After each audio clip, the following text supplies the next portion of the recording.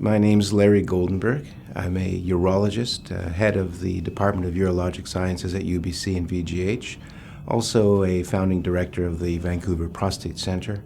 I've been looking after prostate cancer patients for close to 30 years, been involved with support groups over the years by making presentations and speaking to many of the members over time during the course of their own personal experiences, as well as in the formative stages of the support groups themselves. Some of the challenges that men face is that initial impact of the diagnosis. I have the C word, cancer, and we can talk to them a lot in the initial visits and disclosing the different aspects of prostate cancer, and of course everybody's different. Some people will absorb a lot of information, but the majority of men are not really catching on too quickly to the stuff that you're giving them at that initial visit. So we have to be sensitive to the fact that they're going to need repeated visits and other sources of information. Everybody's different. I mean, I'm in a people's business here, and people are varied.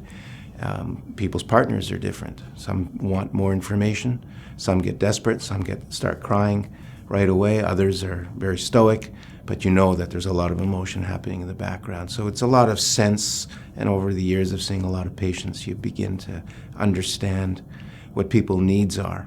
Some people will need the support of support groups, others will need more information, others will need to come back and talk to me when their emotions have settled a little bit. So it's very, very different between different people. Who do you refer to as support group? Well, every man should probably go to a support group. The question is when and for what purpose. And there may be some men who don't need to go or won't want to go because they're very private and they don't want to disclose their own illness. They just want to get over it and be done with it, get it behind them and move on with life.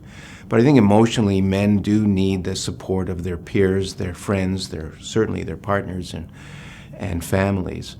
I think I have to speak to patients, to men, about the need and the availability of support groups, and leave it up to them whether or not they feel they want to go. I'll encourage men who are having challenges in making a decision right up front. I'll encourage them to go talk to others. In fact, I have names of individual patients who have volunteered to actually have one-on-ones with patients or other men, because some people don't want to talk in a group. They would prefer the one-to-one, which they can get at support groups, but if it's a 49-year-old man with prostate cancer, he would like to talk to another 49-year-old man. He doesn't necessarily want to speak to a 70-year-old or a 65-year-old.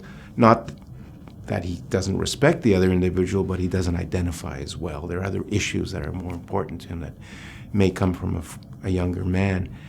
So it depends on the individual, depends on their emotional state, depends on the stage of disease. Some men, right up front, they're fine. They go on through their treatment, and then they get upset and need the support when they have a recurrence or a relapse. Or people with more advanced disease might be, having a lot of challenges coping with end-of-life issues, and of course the complications of treatment. Some men need that, the support. Others don't. So it's so variable, and it so depends on the individual. But I think it's a responsibility of the physician to make the individual aware that is available to them.